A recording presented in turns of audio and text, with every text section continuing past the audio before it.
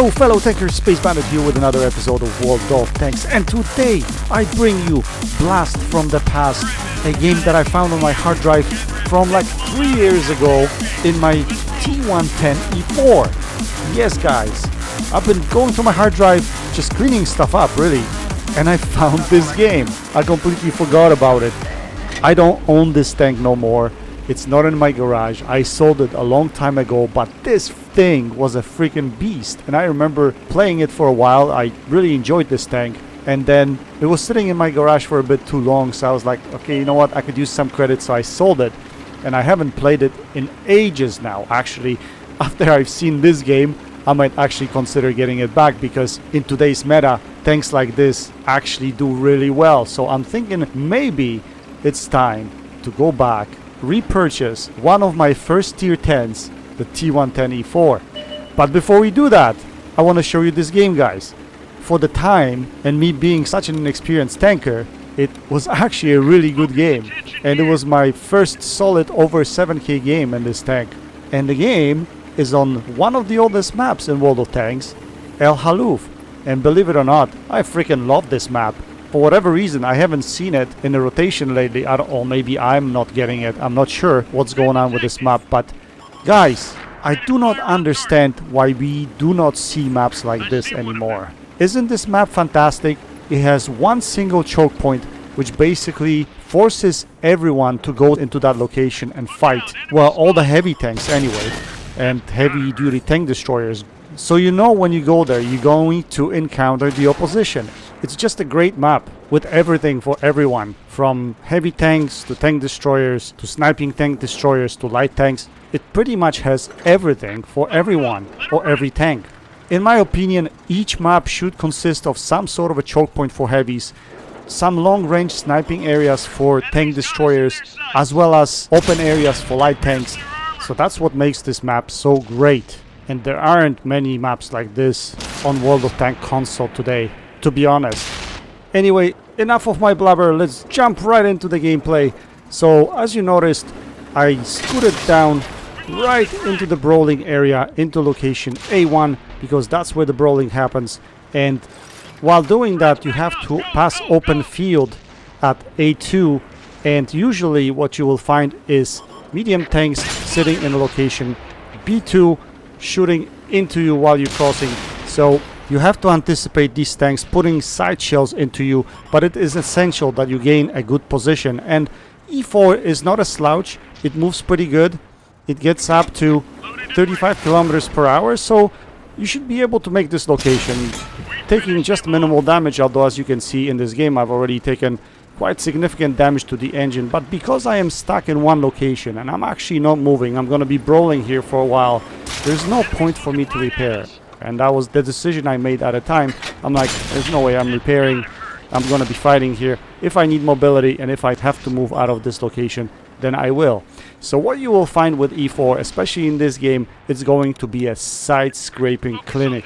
Yes, it has to be. This tank has to be played like a heavy tank. You gotta go to the brawling areas and engage.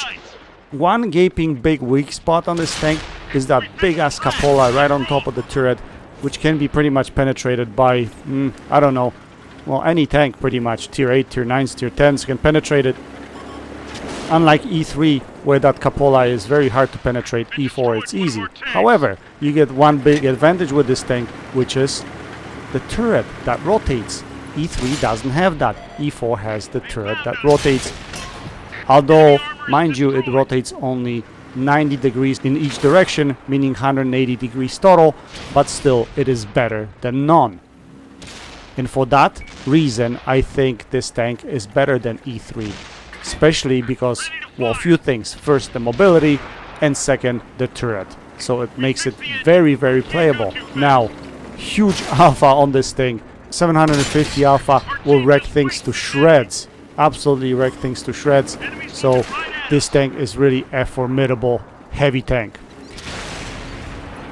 Anyway, as you can see, we cleaned up the corner quite quickly. We didn't lose too much health, but now we're gonna try to push forward and we're gonna get into a little bit of a pickle. This T-54E1, he plays it really well actually. And me being a noob and rushing shots here doesn't help for sure. As you can see, he's hitting my cupola and penetrates the last shell he puts into my lower plate. Now here I made a big boo-boo being a new player, and that I shouldn't have probably done that because I knew he was on a reload. I actually went and tracked him. And with my long reload time, it's going to be a problem. Instead of tracking him, I should have been probably just penetrating him, and I would be able to two-shoot him easily. But because I shot his track with no pen, and my second shell penetrates right here, he's gonna reload in time.